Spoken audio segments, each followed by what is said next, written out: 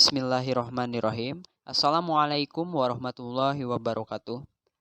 Alhamdulillahirrabbilalamin. Salam sejahtera untuk kita semua.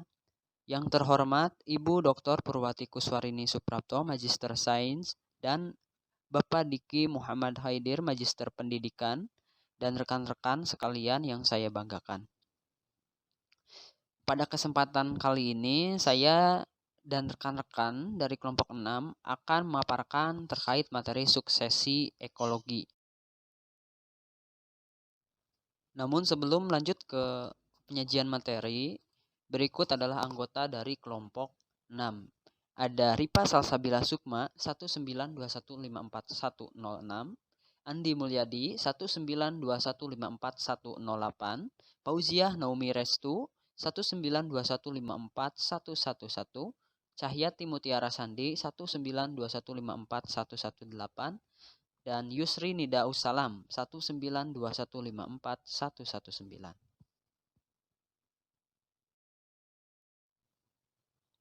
Berikut ini merupakan materi bahasan yang akan kelompok kami bahas terkait pengertian dan sejarah suksesi, macam-macam suksesi, faktor-faktor yang mempengaruhi suksesi, proses terjadinya suksesi, akibat adanya suksesi, dan keanekaragaman spesies.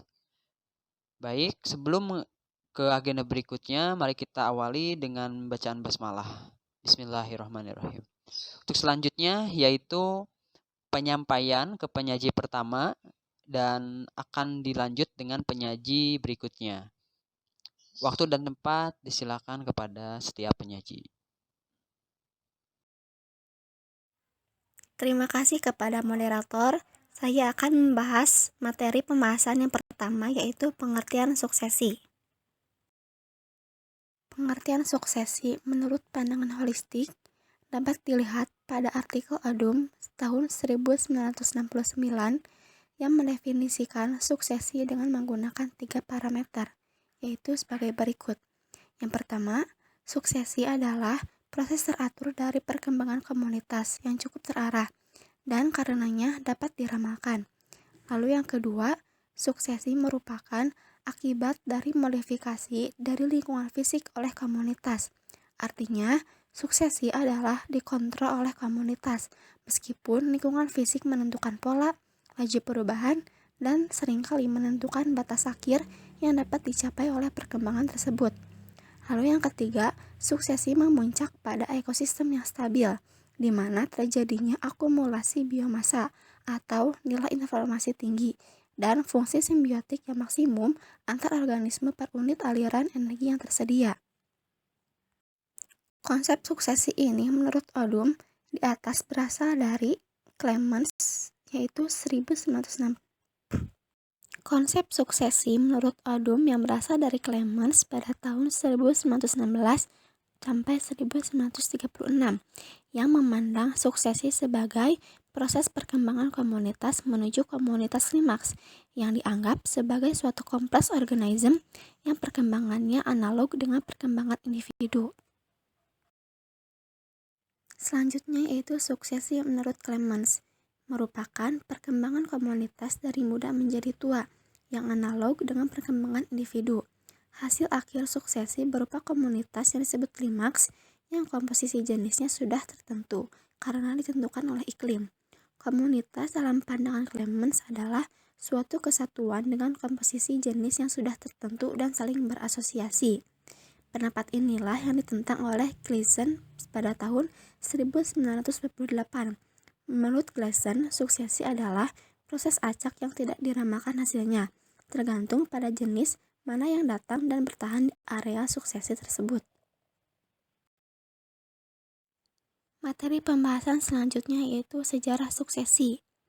Pada awal abad ke-20, yaitu ahli botani E. Worming di Denmark dan Henry Cowles di Amerika Serikat, sebagian besar mengembangkan konsep suksesi ekologis. Tahun-tahun berikutnya telah melihat berbagai hipotesis yang mencoba membahas proses yang mendorong suksesi, yaitu perubahan arah yang tampaknya konsisten dalam komposisi spesies sepanjang waktu.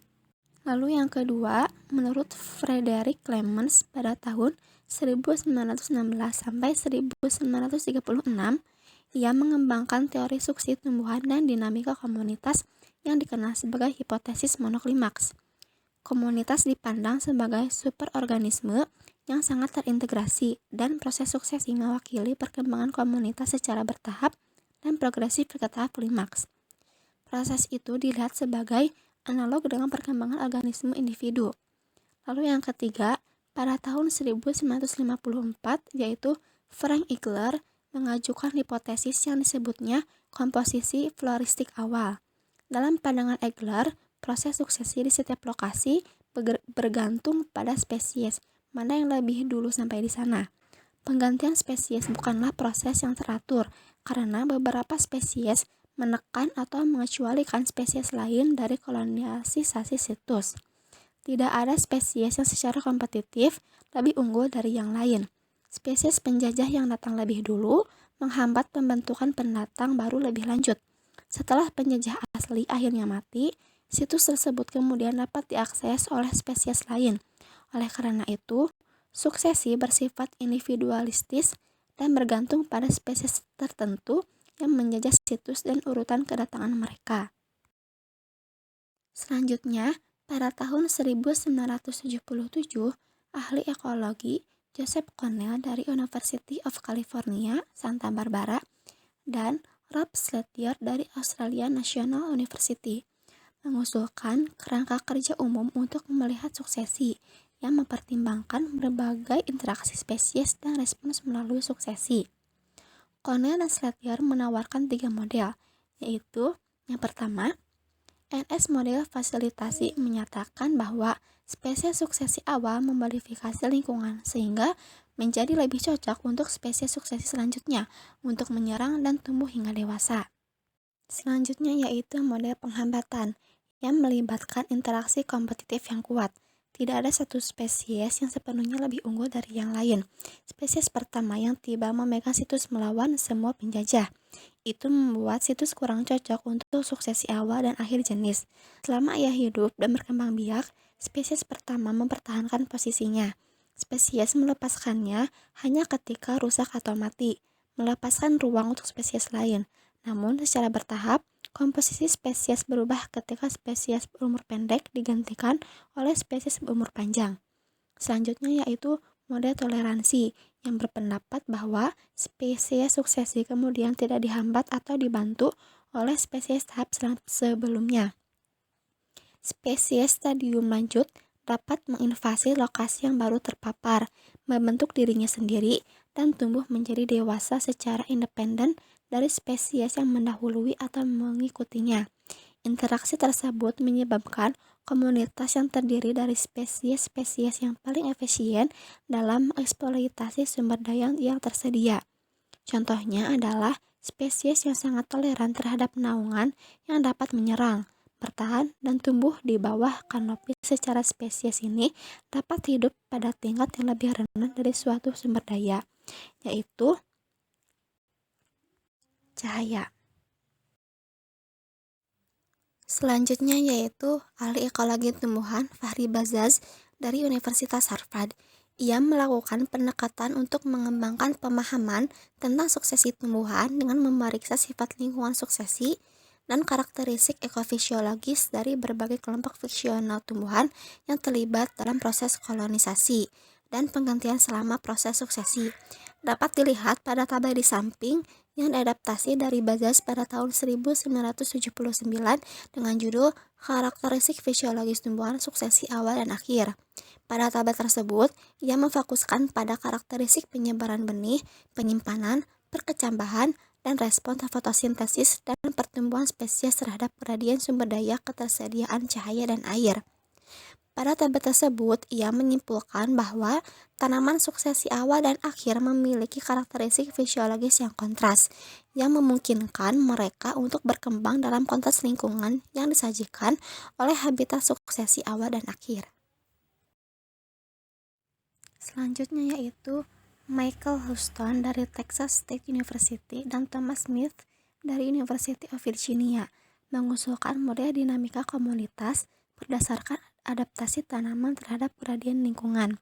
Model mereka didasarkan pada konsep biaya manfaat bahwa adaptasi tanaman untuk penggunaan simultan dari 2 atau lebih sumber daya dibatasi oleh kendala fisiologis dan riwayat hidup. Model mereka berfokus pada sumber daya cahaya dan air. Tumbuhan itu sendiri sangat mempengaruhi variasi tingkat cahaya dalam komunitas, sedangkan ketersediaan air sebagian besar merupakan fungsi dari iklim dan tanah. Nah, kemudian yang terakhir, ahli ekologi David Tillman dari University of Minnesota mengusulkan model suksesi berdasarkan trade-off dalam karakteristik yang memungkinkan tanaman bersaing untuk sumber daya esensial, nitrogen, dan cahaya, yang disebut sebagai hipotesis rasio sumber daya.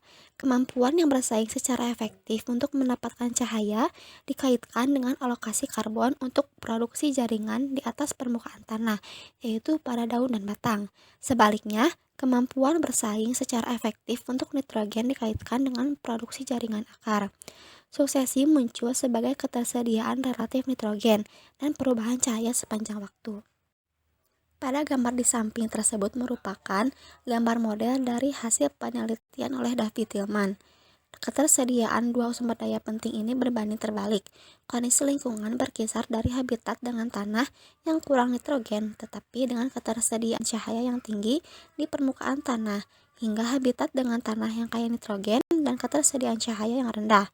Komposisi komunitas berubah di sepanjang gradien ini karena rasio nitrogen terhadap cahaya itu berubah. Sekian yang dapat saya sampaikan mengenai pengertian sejarah suksesi. Saya kembalikan kepada moderator. Baik, terima kasih moderator yang telah mempersilahkan saya untuk menjelaskan materi selanjutnya, yaitu mengenai macam-macam suksesi. Di alam ini terdapat dua macam suksesi, yaitu suksesi primer dan suksesi sekunder. Pertama, kita akan membahas mengenai suksesi primer. Suksesi primer terjadi bila komunitas asal terganggu, dan gangguan ini dapat mengakibatkan hilangnya komunitas asal tersebut secara total, sehingga di tempat komunitas asal terbentuklah habitat baru. Nah, gangguan ini dapat terjadi secara alami ataupun karena perbuatan manusia. Secara alami misalnya karena tanah longsor ataupun karena letusan gunung berapi. Selain karena secara alami, dapat pula karena perbuatan manusia, misalnya karena penambangan timah, batu bara, dan minyak bumi. Selanjutnya mengenai contoh suksesi primer. Contoh suksesi primer yang terdapat di Indonesia yaitu terbentuknya suksesi di Gunung Krakatau yang pernah meletus pada tahun 1883. Nah, di daerah bekas letusan Gunung Krakatau ini, mula-mula muncul pionir berupa lumut kerak atau lichen, serta tumbuhan lumut yang tahan terhadap penyinaran matahari dan kekeringan. Tumbuhan perintis ini mulai mengadakan pelapukan pada daerah permukaan lahan. Kemudian, bila tumbuhan perintis ini mati, maka akan mengundang datangnya pengurai. Zat yang terbentuk karena aktivitas penguraian ini bercampur dengan hasil pelapukan lahan sehingga membentuk tanah yang lebih kompleks susunannya. Dengan adanya tanah ini, biji yang datang dari luar daerah dapat tumbuh dengan subur. Nah, dari berita yang terdapat dalam website LIPI yang berjudul Krakatau Laboratorium Alam Hutan Tropik, biji-biji ini disebarkan oleh burung dan kelelawar pemakan buah yang mulai hadir dengan membawa biji berbagai jenis tumbuhan dan memencarkannya secara tersebar, sehingga vegetasi semakin berkembang. Lalu rumput yang tahan kekeringan tumbuh dan bersamaan dengan itu, tumbuhan herba pun tumbuh, menggantikan tanaman pionir untuk menaungi. Selanjutnya, rumput dan belukar dengan akarnya yang kuat ini mengadakan pelapukan lahan. Bagian tumbuhan yang mati diuraikan oleh jamur, sehingga tanah menjadi lebih tebal. Kemudian, lama-kelamaan semak menjadi dominan. Kemudian pohon mendesak sehingga terbentuklah hutan. Saat itulah ekosistem disebut mencapai kesetimbangan atau dikatakan ekosistem mencapai klimaks. Selanjutnya mengenai suksesi sekunder. Suksesi sekunder terjadi bila suatu komunitas mengalami gangguan. Gangguannya ini dapat berupa secara alami maupun karena buatan. Dan gangguan ini tidak merusak total tempat tumbuh organisme, sehingga dalam komunitas tersebut substrat lama dan kehidupannya masih ada. Contoh suksesi sekunder yaitu pada akhir tahun 1930, ahli ekologi tumbuhan Dwight Billings dari Duke University melakukan studi lingkungan terestrial pada ladang yang telah ditinggalkan di wilayah Piedmont, Carolina Utara. Pada tahun pertama, setelah ladang tanaman ditinggalkan, tanah ditumbuhi oleh crabgrass dengan nama ilmiah Digitaria sanguinalis. Bijinya ini terbengkalai di tanah, lalu merespon cahaya dan kelembaban sehingga mulai berkecambah. Namun, crabgrass ini berumur pendek. Dan di akhir musim panas, tumbuh benih horseweed dengan nama ilmiah Lactuca canadensis. Nah, Lactuca canadensis ini dibawa oleh angin, lalu benihnya itu menetap di ladang dan berkecambah. Dan pada awal musim dingin telah menghasilkan roset. Lalu, pada musim semi, horseweed dengan nama ilmiah Lactuca canadensis ini mulai memenuhi ladang tersebut. Dan di musim panas yang kedua, tanaman lain mulai menyerbu ladang. Di antaranya ada aster putih dengan nama ilmiah Aster ericoides dan ragweed dengan nama ilmiah Ambrosia artemisifolia. Lalu, di musim panas ketiga, bromsige atau dengan nama ilmiah Anthropogon virginicus menjajah ladang, melimpah bahan organik dan kemampuan untuk memanfaatkan kelembaban tanah secara efisien memungkinkan bromsige ini mendominasi ladang. Dan di sekitar waktu ini, bibit pinus menemukan ruang untuk tumbuh di antara bromsige. Dan dalam waktu 5-10 tahun, pinus sudah cukup tinggi untuk menaungi bromsige. Kemudian, spesies hardwood seperti ek mulai tumbuh. Kemudian saat pinus mati, merekalah yang akan mengambil alih ladang. Contoh suksesi selanjutnya yaitu suksesi sekunder di lingkungan laut. Seorang ahli ekologi, David Daggins dari University of Washington, meneliti proses suksesi sekunder setelah terjadi gangguan di hutan rumput laut di subtidal Torch Bay, Alaska. Dalam serangkaian penelitiannya, Daggins memeriksa pemulihan hutan rumput laut setelah penghapusan bulu babi. Dalam tahun pertama setelah pemindahan bulu babi ini, tiap tahun rumput laut menjajah plot. Kanopi campuran dari rumput laut tahunan ini didominasi oleh spesies Nereocytis luetkeana, Alaria fistulosa, dan Costaria costata. Pada tahun kedua dan ketiga, semua spesies tahunan ini menurun, dan spesies yang tetap ada yaitu Laminaria groenlandica. Sebagai akibat dari kanopi rapat yang dibentuk oleh laminaria, naungan dan abrasi substrat menekan rekrutmen dan pertumbuhan lebih lanjut dari spesies tahunan. Sekian yang dapat saya sampaikan, saya kembalikan ke moderator. Terima kasih kepada moderator yang telah mempersilahkan saya untuk menyampaikan materi. Saya akan menjelaskan tentang faktor yang mempengaruhi proses suksesi. Selanjutnya yaitu perubahan kondisi lingkungan. Perubahan kondisi lingkungan yang menyebabkan pergeseran struktur fisik dan biologis masyarakat di seluruh landscape variasi. Kemudian, perubahan kondisi lingkungan dikelompokkan menjadi dua kelas, yaitu autogenik dan alogenik, di mana autogenik adalah akibat langsung dari keberadaan dan aktivitas organisme di dalam komunitas. Misalnya, profil vertikal cahaya di hutan adalah akibat langsung dari intersepsi dan refleksi radiasi matahari oleh pohon. Kemudian, alogenik yaitu ciri dari lingkungan fisik. Itu diatur oleh fisik daripada proses biologis.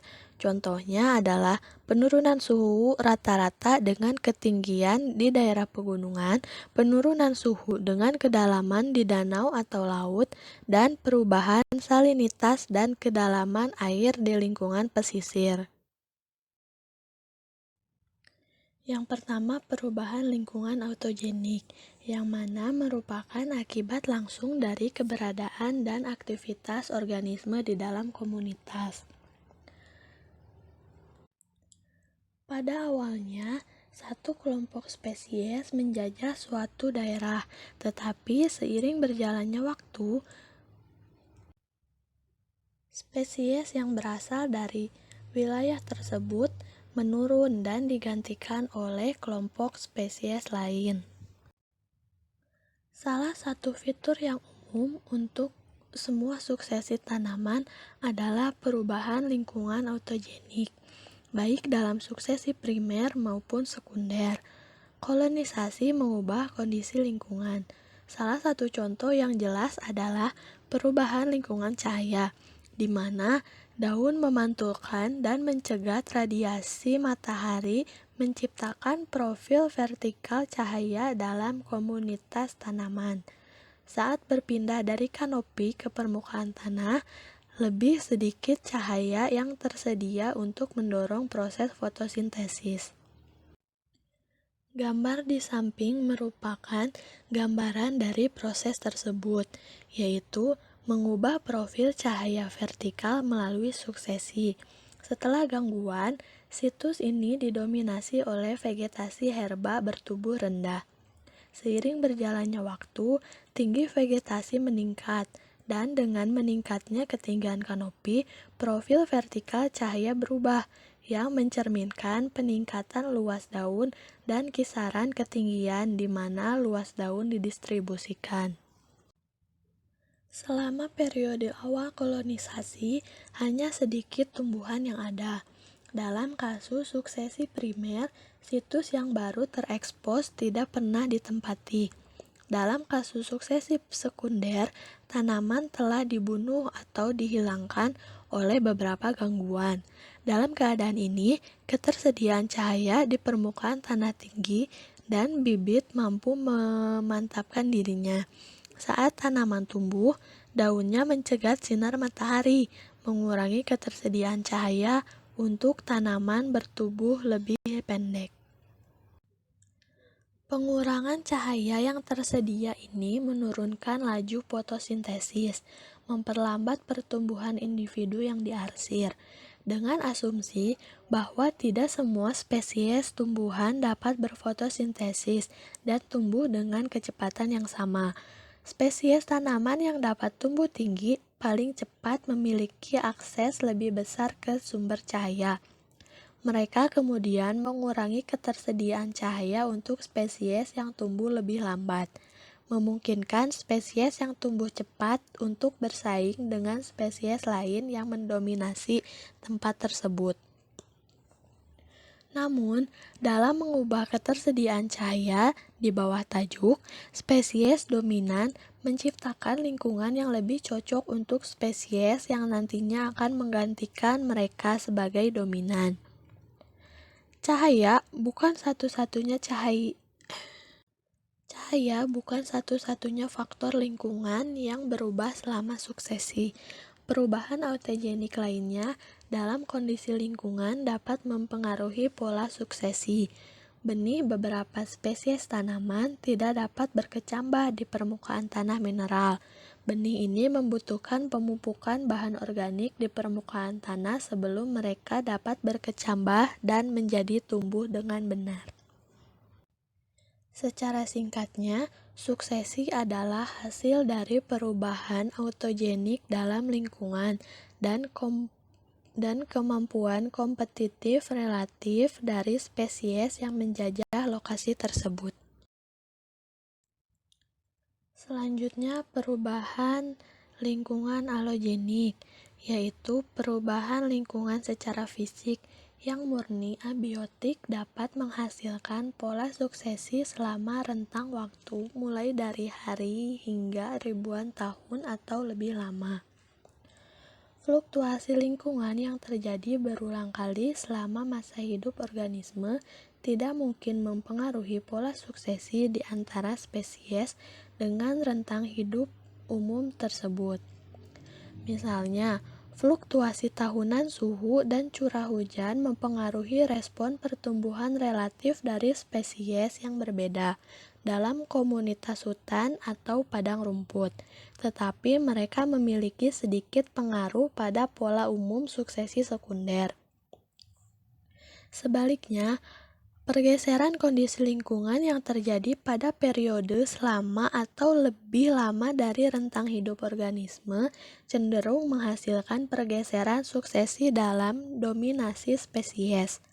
Misalnya, perubahan musiman suhu, fotoperiode, dan intensitas cahaya menghasilkan suksesi fitoplankton dominan yang terkenal di danau air tawar, yang berulang dengan variasi yang sangat sedikit setiap tahun.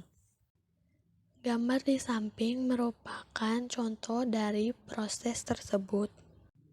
Gambar tersebut merupakan danau yang berangsur-angsur terisi oleh sedimen yang berbahan organik dan anorganik, menyusutkan luasnya seiring berjalannya waktu. Area berkembang dari lahan basah berawa ke padang rumput saat proses mencapai tahap akhir. Selama rentang waktu yang lebih lama dari dekade hingga abad, pola pengendapan sedimen dapat memiliki pengaruh besar pada dinamika suksesi komunitas pesisir dan air tawar. Kolam dan danau kecil berfungsi sebagai bak pengendapan untuk masukkan sedimen dari das sekitarnya. Sedimen ini membentuk lapisan ozi yang menyediakan substrat untuk akuatik berakar, seperti ganggang hijau bercabang dan rumput laut. Tumbuhan ini mengikat matriks lepas sedimen dasar dan menambah material pada akumulasi bahan organik. Penambahan bahan organik dan sedimen yang cepat mengurangi kedalaman air dan meningkatkan kolonisasi cekungan oleh vegetasi yang terendam dan muncul. Pada gilirannya, memperkaya air dengan nutrisi dan bahan organik. Pengayaan ini selanjutnya merangsang pertumbuhan tanaman dan sedimentasi, serta memperluas area permukaan yang tersedia untuk kolonisasi oleh spesies tanaman yang lebih besar yang berakar di sedimen. Akhirnya, substrat yang mendukung vegetasi yang muncul seperti sedges atau cattails berkembang menjadi rawa. Saat drainase membaik dan tanah menjadi lebih tinggi, tanaman yang muncul menjadi hilang. Padang rumput menyerbu untuk membentuk padang rumput rawa di daerah perhutanan dan padang rumput basah di negara berumput. Dalam skala waktu yang lebih lama, perubahan iklim regional dapat berpengaruh secara langsung. Perubahan alogenik di lingkungan secara langsung dapat mempengaruhi pola suksesi dan zonasi pada skala lokal, regional, bahkan global. Selanjutnya, faktor yang mempengaruhi proses suksesi. Yang pertama, luasnya habitat asal yang mengalami kerusakan, yang berarti semakin luas habitat yang mengalami kerusakan, maka proses suksesi tersebut akan memerlukan waktu yang lebih lama. Yang kedua, jenis-jenis tumbuhan di sekitar ekosistem yang terganggu. Yang ketiga, kecepatan pemancaran biji atau benih dalam ekosistem tersebut. Yang keempat, iklim terutama arah dan kecepatan angin yang membawa biji, spora, dan benih lain serta curah hujan yang sangat berpengaruh dalam proses perkecambahan. Yang kelima, jenis substrat baru yang terbentuk. Sekian pemaparan materi dari saya kembalikan kepada moderator. Berikutnya yaitu terkait proses terjadinya suksesi. Untuk selanjutnya yaitu akan coba saya bahas terkait proses terjadinya suksesi. Nah, perlu diketahui bahwa dalam proses terjadinya suksesi ini terdapat perbedaan antara suksesi primer dan juga suksesi sekunder, yang mana proses pergantian antar tingkat dalam suksesi primer untuk mencapai klimaks dapat membutuhkan waktu puluhan hingga ratusan bahkan ribuan tahun. Sedangkan waktu yang dibutuhkan suksesi sekunder lebih cepat dibandingkan dengan suksesi primer, di mana tingkat perubahan komunitas berlangsung dalam periode pendek dengan perkembangan yang cepat. Hal ini disebabkan habitat tanah dan air sudah terbentuk untuk menyokong pertumbuhan vegetasi. Untuk berikutnya, terkait proses terjadinya suksesi, ini kalau diringkas ada beberapa tahapan ya. Yang pertama yaitu adanya perkembangan sifat substrat atau tanah yang progresif. Yang kedua, semakin kompleksnya struktur komunitas. Dan tahap yang ketiga yaitu peningkatan produktivitas sejalan dengan perkembangan komunitas dan perkembangan tanah. Dan proses yang keempat yaitu adanya peningkatan jumlah jenis. Proses terjadinya suksesi yang kelima yaitu adanya peningkatan pemanfaatan sumber daya lingkungan. Proses keenam, perubahan iklim mikro sesuai dengan perubahan komposisi jenis bentuk hidup atau life form, tumbuhan, dan struktur komunitas. Dan proses yang terakhir dari proses terjadinya suksesi adalah komunitas berkembang menjadi lebih kompleks. Namun pada dasarnya, proses suksesi ini berakhir dengan sebuah komunitas ekosistem yang klimaks, yang telah tercapai keadaan seimbang atau homeostasis. Selanjutnya yaitu terkait proses terjadinya suksesi sekunder, yang mana suksesi sekunder ini akan terjadi ketika suatu komunitas mengalami gangguan, itu baik secara alami maupun buatan ya. Gangguan alam ini misalnya banjir, gelombang laut, dan lain sebagainya. Adapun gangguan buatan seperti penebangan hutan, pembakaran padang rumput, dan kegiatan lainnya. Nah, gangguan tersebut ini tidak merusak seluruh tumbuh organisme, sehingga dalam komunitas tersebut substrat lama ini masih ada. Selanjutnya yaitu terkait akibat dari adanya suksesi. Ada dampak positif dan juga dampak negatif. Nah, yang pertama, akibat dari adanya suksesi yaitu terjadi proses perubahan dalam kurun waktu tertentu menuju ke arah lingkungan yang lebih teratur dan stabil.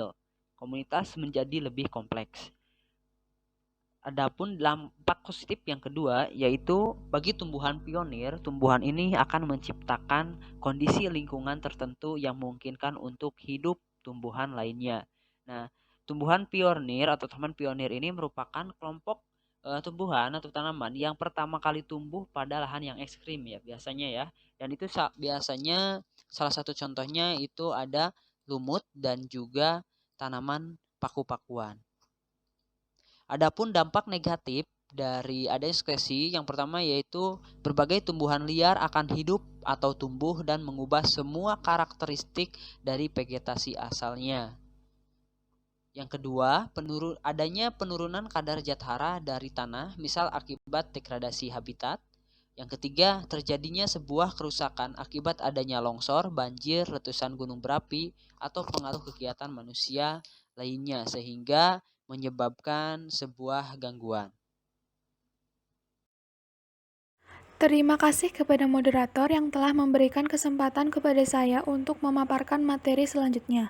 Materi selanjutnya adalah akibat adanya suksesi, ditandai dengan adanya keanekaragaman spesies serta spesies yang heterofik.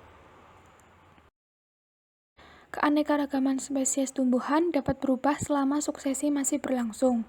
Pola keanekaragaman ini dipengaruhi oleh dua faktor, yaitu ketersediaan sumber daya dan adanya gangguan. Faktor yang pertama adalah ketersediaan sumber daya. Dengan terjadinya perkembangan tingkat suksesi, maka varietas spesies bertambah banyak, akan tetapi dominansi spesies satu dengan yang lain semakin menurun. Hal ini terjadi karena adanya proses kolonisasi spesies dan pergantian spesies. Selanjutnya adalah mengenai proses kolonisasi spesies dan penggantian spesies. Penggantian spesies biasanya merupakan hasil dari kompetisi atau ketidakmampuan spesies untuk mentolerir perubahan kondisi lingkungan. Pergantian spesies dari waktu ke waktu bertindak untuk mengurangi kekayaan spesies. Nah, sedangkan kolonisasi spesies baru akan mengakibatkan meningkatnya kekayaan spesies lokal. Proses penggantian spesies dan kolonisasi spesies ini dapat dilihat ketika fase awal suksesi, di mana keanekaragaman meningkat saat spesies baru menjajah situs tersebut. Nah, ini bisa dikategorikan sebagai kolonisasi.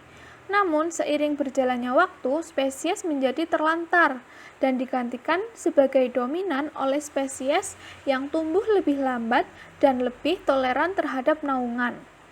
Karena spesies suksesi awal digantikan oleh kedatangan selanjutnya, maka keanekaragaman spesies cenderung menurun. Selain itu, laju pertumbuhan spesies yang terlibat dalam suksesi juga dapat mempengaruhi laju perpindahan. Jika tingkat pertumbuhan lambat, maka proses perpindahan akan bergerak lambat. Nah, kebalikannya, jika tingkat pertumbuhan cepat, maka perpindahan akan terjadi lebih cepat. Faktor yang kedua yaitu gangguan. Gangguan dapat memiliki efek yang mirip dengan penurunan tingkat pertumbuhan dengan cara memperpanjang periode di mana spesies hidup berdampingan. Ada 3 jenis frekuensi gangguan. Yang pertama, frekuensi gangguan tinggi. Jika frekuensi gangguan tinggi, maka akan mengakibatkan tidak adanya spesies suksesi, yang kemudian akan mengurangi keanekaragaman secara keseluruhan. Yang kedua, frekuensi gangguan menengah. Jika frekuensi gangguan menengah terjadi, maka semua spesies akan hidup berdampingan, sehingga mengakibatkan keanekaragaman yang maksimum. Yang ketiga, ketika gangguannya tidak ada. Yang terjadi adalah spesies suksesi selanjutnya akan menggantikan yang sebelumnya, dan akan menghasilkan keanekaragaman yang rendah. Sehingga dapat disimpulkan menurut Michelle Huston, pola keanekaragaman melalui suksesi bervariasi dengan kondisi lingkungannya, terutama ketersediaan sumber daya, yang secara langsung dapat mempengaruhi tingkat pertumbuhan tanaman. Materi selanjutnya adalah spesies heterotrofik. Adanya suksesi tanaman mengakibatkan perubahan komposisi spesies dan keberagaman komunitas heterotrofik. Semakin majunya suksesi tumbuhan, maka perubahan struktur dan komposisi vegetasi akan mengakibatkan perubahan pada kehidupan hewan. Nah, setiap tahap suksesi ini memiliki fauna khasnya sendiri, karena kehidupan hewan lebih sering dipengaruhi oleh karakteristik struktural daripada komposisi spesies. Berikut ini adalah contoh dari keanekaragaman spesies heterotrofik yang memiliki ciri khas sendiri. Yang pertama, menurut Davis Johnson dan Euge Odum. Mereka meneliti perubahan dalam komunitas burung yang berkembang biak di sepanjang gradien suksesi sekunder di wilayah Georgia. Para peneliti melakukan sensus komunitas burung yang berkembang biak di 10 lokasi. Di lokasi 150 tahun sejak ditinggalkannya pertanian. Nah, para peneliti menemukan bahwa kekayaan dan keanekaragaman spesies meningkat seiring dengan usia suksesi tumbuhan. Nah, sehingga dapat disimpulkan bahwa jenis keanekaragaman burung akan bersangkutan dengan keanekaragaman tinggi dedaunan yang ada. Contoh yang kedua dapat dilihat dari penelitian Nancy Huntley dan Richard Ione yang meneliti komunitas mamalia kecil dari 18 ladang tua di Minnesota. Nah, mereka menemukan bahwa peningkatan kelimpahan dan keberagaman mamalia kecil itu saling berkaitan dengan peningkatan tutupan tanaman dan kandungan nitrogen. Contoh yang ketiga dapat dilihat dari penelitian Marina Barbarnea, Arias, dan T. Michel Aide. Mereka meneliti komposisi spesies serangga yang menghuni lantai hutan selama suksesi sekunder hutan tropis di Puerto Rico.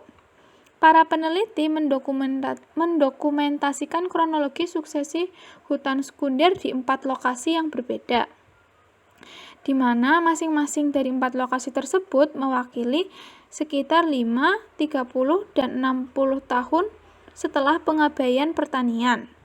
Keanekaragaman spesies dari komunitas serangga meningkat dengan bertambahnya umur hutan.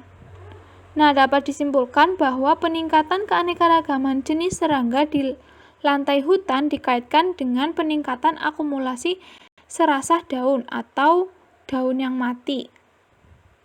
Nah, daun yang mati ini akan menyediakan berbagai habitat yang lebih kompleks dan sumber daya yang lebih banyak untuk serangga. Perubahan komposisi spesies dan keberagaman komunitas heterotrofik dari waktu ke waktu merupakan produk dari perubahan vegetasi terkait selama proses suksesi tanaman. Seperti yang diilustrasikan pada gambar, perubahan komposisi dan struktur vegetasi sepanjang waktu dapat mengubah ketersediaan habitat dan sumber daya alam, serta dapat menggeser susunan spesies hewan yang dapat bertahan di dalam komunitas. Nah, jika dirangkum, kurang lebihnya seperti gambar yang saya cantumkan di PPT.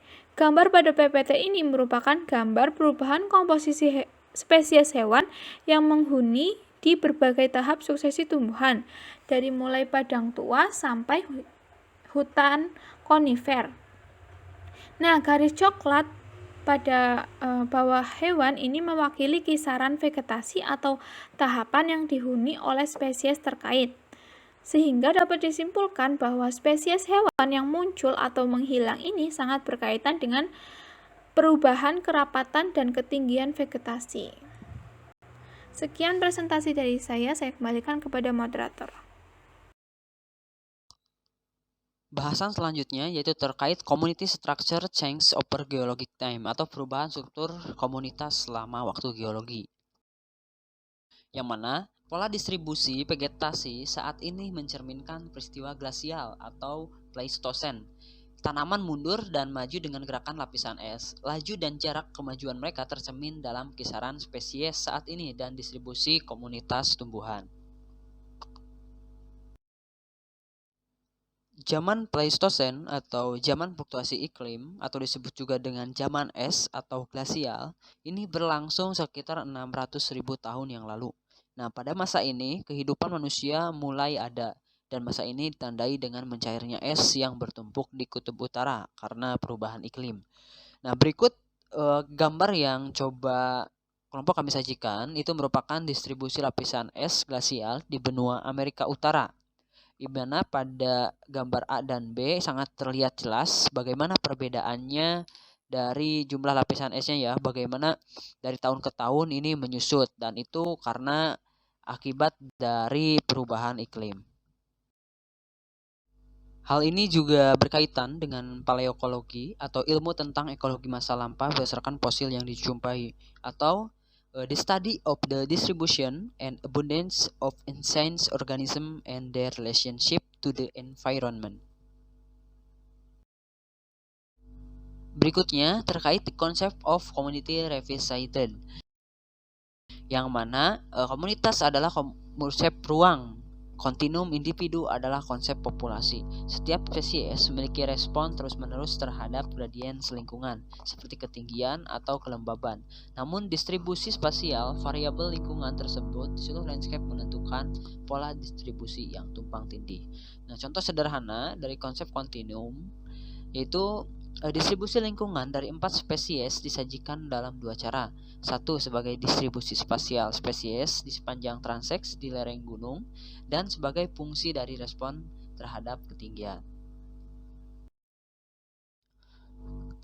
Alhamdulillahirrabbilalamin, untuk penyajian materi dari setiap kelompok telah selesai dilaksanakan. Terima kasih atas perhatiannya. Mohon maaf apabila ada kesalahan ataupun ada salah-salah kata ketika penyajian materi.